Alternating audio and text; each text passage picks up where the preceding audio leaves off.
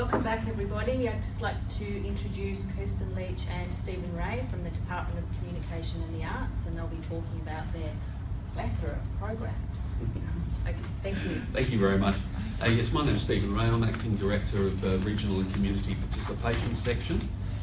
So we're part of the Department of Communications and the Arts Division, and we work directly to Senator the Honourable Mitch Fifield, who's the Federal Arts Minister currently. So we have been the Ministry for the Arts, we have been the Office for the Arts, and we've been in various different departments around the tracks, but at the moment we're with the communications portfolio.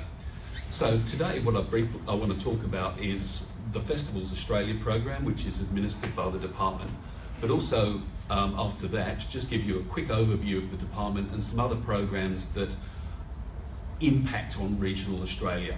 So I'll just start off with Festivals Australia, which is a $1.2 million program which funds projects in regional and remote festivals or one-off community events. Now, Festivals Australia has been around for quite a number of years now, and is well received on the ground. It seems like there is a need for the program, and it's well respected. We have noticed though that there's not many applications coming in from South Australia. And being that you guys are the festival state, we're really trying to encourage a plethora, to use it again, of applications from South Australia. So that's part of what a great opportunity to be able to talk to you today about the Festivals program. Now, the program objectives are to provide access to a diverse range of high quality, innovative arts projects that grow audiences at festivals in regional Australia, to support partnerships and collaboration across the arts sector, and encourage community participation in arts projects at regional and remote festivals. Now, there's no cap on the amount of funding that you can request through the program, and there's no limit on the number of applications you can make, which sounds fantastic, but it is only a $1.2 million program. So usually we're finding that approved grants are generally under 100,000. And usually on the lower side of that, around the 40 mark. The program has 2 funding rounds per year, closing in March and October, and more information is available for all of this on our website, which is arts.gov.au. So funding is available through annual and multi-year funding agreements, subject to available funds, but you have to really argue your case as to why it needs to be multi-year funding. And also the department welcomes forward planning, so we can receive applications up to 24 months ahead of the festival commencement. So just on to eligibility now. To be eligible, like most programs, the organisation needs to have an ABN, needs to be an Australian incorporated organisation, be registered for goods and services tax if required by the ATO, and not have any outstanding reports, acquittals or serious breaches for Commonwealth funding, so as long as you haven't been naughty with previous funding. Festivals Australia, then this is probably, if you take anything away from what I'm saying, this is probably the most important thing. The festivals will only fund a discrete project within a festival. We get a number of people coming to us wanting funding for the festival overall, and that makes them ineligible. So it is only a discrete project within the festival. And also it has to be in a regional location. So we use the modified Monash model to determine whether something's regional or not, which is on the Dr. Connect website by the Department of Health. Festivals Australia doesn't fund operating costs for the festival or costs of general marketing, catering, security, insurance and publication of festival programs. However, administrative costs associated with the actual project may be included as part of the application. So with the assessment process, we use Smarty Grants as our grants management system, and the applications are assessed against 4 criteria: quality, access, support and partnerships, and value for money. So with quality, we look at the experience of the applicant organisation, skills, expertise of the key personnel, scale of the project, benefits to the arts community, and benefits to project participants, and also benefits to audiences and the Australian community at large. We also look at access, so the location of the festival, audience appeal, demand, how the project widens audiences to access art forms and medium styles and innovation and experimentation, participation, and also accessibility for people with disability, Aboriginal and Torres Strait Islander people, and people of cultural and linguistically diverse backgrounds. Support and partnership, that's a bit straightforward, just basically looking at community support and engagement, financial project partners, etc. And value for money, which is another straightforward one really. We look at the budget, and I echo what previous speakers have said about it's really good to have budgets that add up, because it doesn't really give a good impression otherwise. Applications are received by the department, and we are one assessor of those applications, but we also utilise 3 independent assessors. So we have a long list of assessors that we can use, and those independent assessors assess the applications completely independently of each other as well, so they don't get into a room and discuss it. They're each individually assessing it. That then produces a ranked list, where we look at the ranked list and see if there's a bit of a mix with art forms and location and that sort of thing, making sure it meets the Commonwealth objectives and overall funding balance. And then we make a recommendation to our Minister, who makes the final decision. So some of the examples of projects we've had recently, there's the District Council of Ceduna for Oyster Fest Beats, which the project delivers music and dance activities for participants and audiences of the Ceduna Annual Oyster Fest. And Bookends Enterprises with Cave Art KI, with the program delivers an interactive multi-arts, multidisciplinary exhibition at Kangaroo Island during the 2016 Arts Feast Festival. So there's just a couple of South Australian ones, but as I said, we have had a bit of a lack of applications from South Australia, and we really just want to get the word out about Festivals Australia. It is available there, and a lot of really small communities have found it really beneficial, because it really can lift a festival by having an injection of funds. So that's basically Festivals Australia. I now just briefly talk to you about the work of the Arts Division within the department. So we assist in the development of Australian government policies that encourage excellence in the arts, help to protect our cultural heritage, and support public access to and participation in arts and culture in Australia. Now, we look after a number of diverse policies and programs with responsibilities covering things such as screen, film and television, museums, philanthropy, Indigenous arts, languages, literature, visual arts, galleries, just to name a few. So while there's a lot of work done on developing policy, I just really want to talk to you today about the programs that we offer. So as you see up on the screen, there's just a handful of some of the programs that we offer in the department.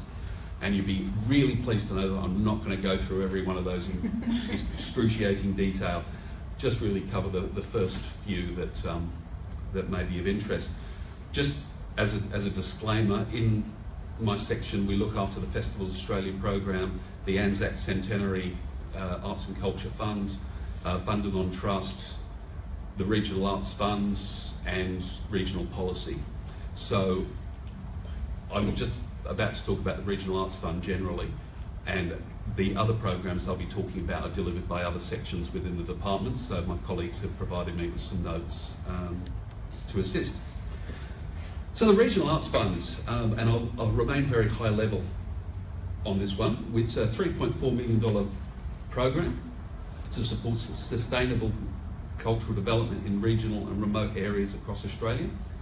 The objectives of the fund are to support and promote participation in and access to Australia's arts and culture in regional and remote Australia by encouraging and supporting sustainable economic, social and cultural development in regional communities, developing partnerships and networks which leverage financial or in-kind support for specific projects and encourage ongoing collaborations, developing audiences and broaden community engagement with the arts, and finally increasing employment and professional development opportunities for and raise the profile of regional and remote artists. Now, the Australian government provides funding to Regional Arts Australia, who provides funding to the peak regional arts organisations in each state and territory. That they're called regional program administrators, and they're the ones that award the grants to projects in regional and remote areas.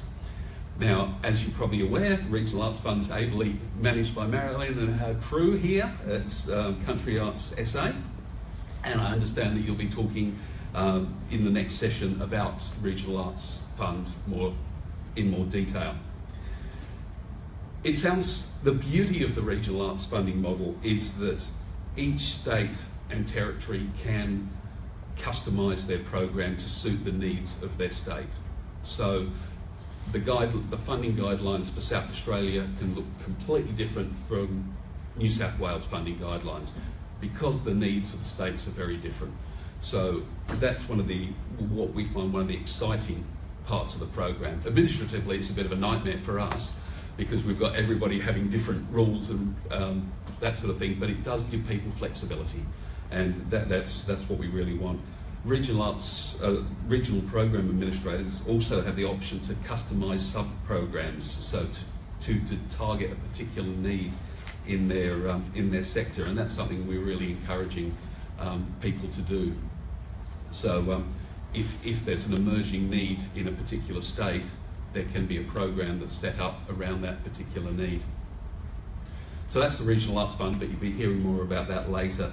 Next one, and I'm just briefly going to cover these, is the Indigenous Languages and Arts Program, which is also looked after in our branch. So the key purpose of the ILA program is to assist Aboriginal and Torres Strait Islander peoples to express, preserve and maintain their culture through languages and arts. The ILA program invests around 20 million annually to support the revival and maintenance of Indigenous languages and the development of innovative community-based arts activities. The program is currently funding 402 language and arts activities, with 21 of these activities being Indigenous language centres that work on reviving and maintaining 159 languages. Now, there are 3 categories of funding available each financial year. There's an open round where there's funding up to 100,000 GST exclusive per project per year for a maximum of 2 years, and so that's available for arts and language projects through an open annual competitive grant round. And there's also direct offer of funding, where funding may be provided through direct offer to eligible organisations on either a single year or multi-year basis, and participation in the direct offer process is by invitation only. Also, there's the urgent and specialised needs, where on occasion funding may be available under ILA to meet an urgent or specialised need. In those circumstances, activities are assessed individually on a value for money basis against program objectives and within available program budgets. Applications submitted under the 2017-18 Open Grants Round are currently being assessed, and literally as we left the office they are beavering away at their assessments as we speak. The Visions of Australia program is a regional exhibition touring program which provides approximately 2.4 million annually, with the aims to increase audiences' access to exhibitions of quality Australian cultural material, with a particular focus on regional and remote Australia, and encouraging partnerships within the collections sector. Funding assists cultural organisations to develop and tour exhibitions from Australian cultural collections, and is delivered through 2 funding rounds a year, usually around the same sort of time as festivals in March and October. Eligible organisations include those that have arts and or cultural heritage as their principal purpose, and to be eligible for funding, a tour must include at least 3 venues located outside of the applicant's state or territory with consecutive exhibition dates.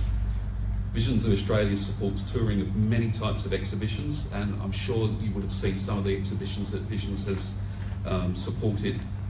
So it could be cultural material of historic, scientific, design, social or artistic significance, the work of contemporary visual arts or crafts, or moving image and multimedia.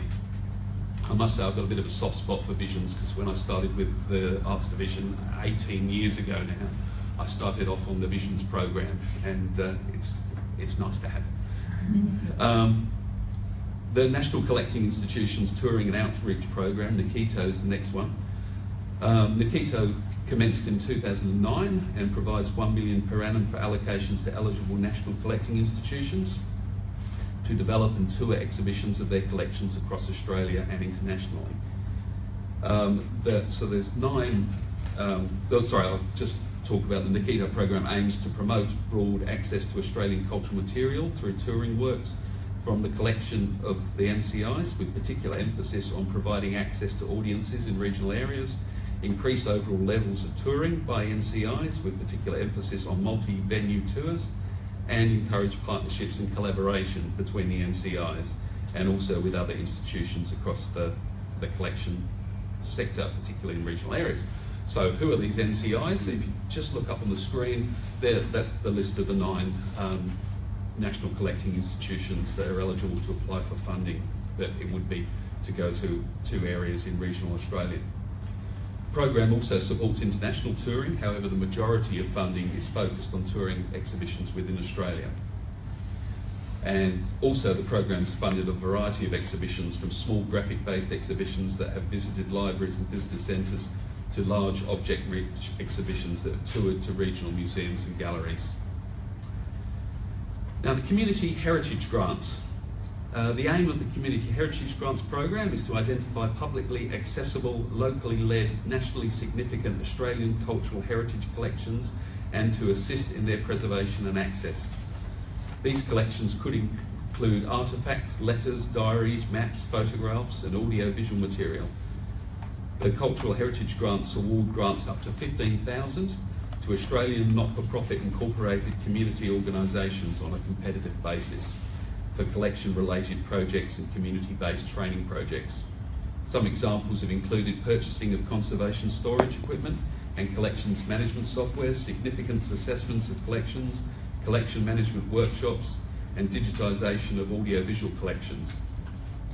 In 2016, the Community Heritage Grants provided more than $415,000 in grants to 77 organisations to preserve and ensure access to locally held, nationally significant cultural heritage collections across Australia.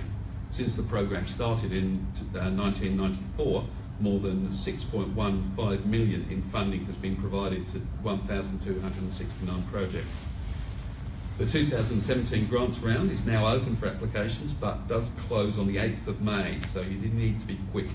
The project is administered by the National Library of Australia.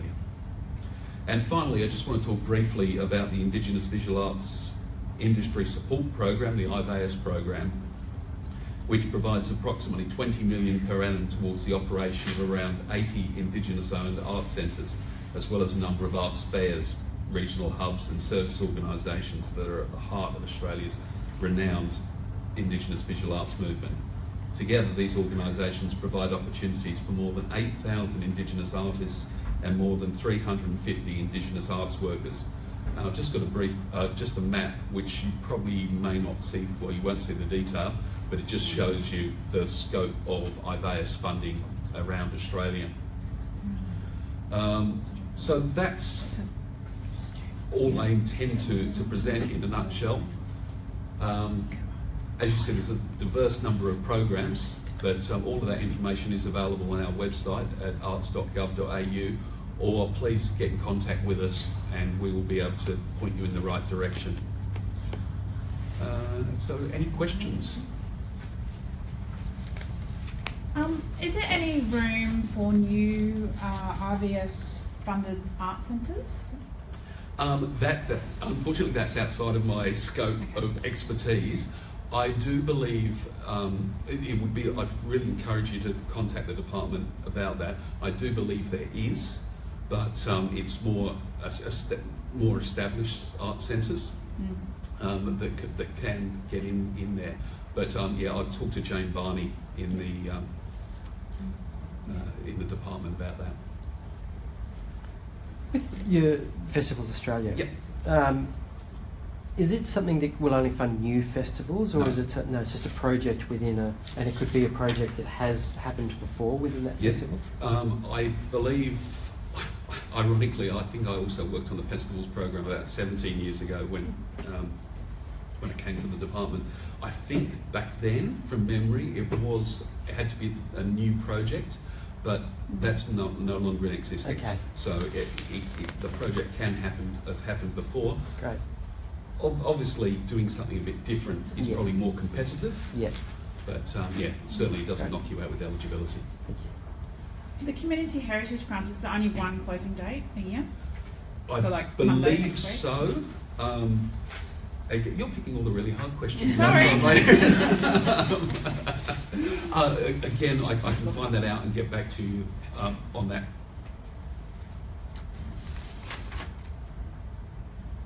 With the Indigenous language and the arts, and it talked about preservation, I don't know, you might be able to answer, you might not. Does that also include things like over pits and rock art that's already established but isn't under any heritage? I would have to take advice on that. Yeah. I can do that. Gary Hibberson is the contact in the department.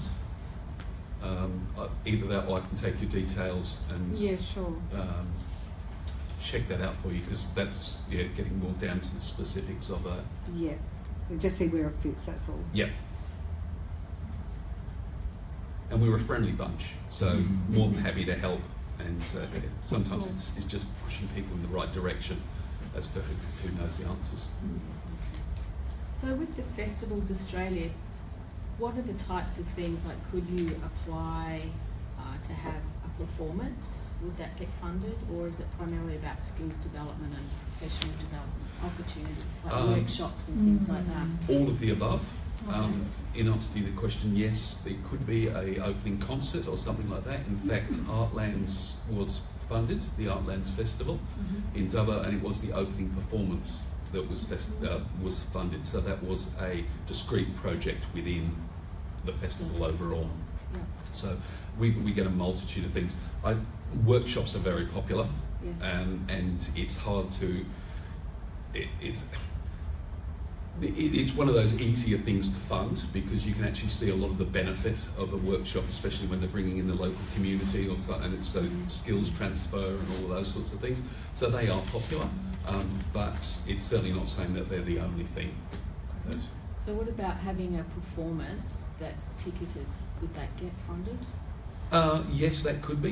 You'd look at the value for money side of things as well, and I'm sure the assessors would look at, if it was ticketed, What's the difference? it could be self-sustaining, or maybe not. But yeah, those sorts of things are certainly possible. But also with all of the fund, and I'm sure it's probably the same with the other funding programs as well, you can't make a profit out of, if you've got unspent funds, you have to return them and that sort of thing. So it gets in a very complicated area. Be really around that shortfall, wouldn't it? Okay. Sorry, I have one more. Right. About I'm nervous now. I hope that this isn't too hard. The Indigenous Languages Arts Program Fund is film eligible? Will you fund that? As a lot of other programs have said they won't fund film. Will that program, because it's about language and you know, like if you're recording language and you're capturing stories in language, or you know, it's part of that process. Is film okay? Unfortunately, I will have to get back to you on that. I think it is. I would hazard a guess that it probably would be. You'd think so, wouldn't you? Certainly documentary sort of thing. What I can do is during our coffee, I can jump on the phone and find out both of those questions for you. Be the best way to do it. Great, thank you. Not a problem. Any questions from Facebook? No, sorry.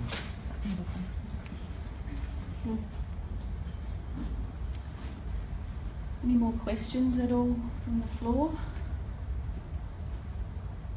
Everyone's thinking they've all got one, but not quite sure. They're not game after all. Telling people that they do difficult questions. Okay, well, I'd like to thank Stephen and Kirsten for their presentation, and we will have a short break and tune in another 5 minutes.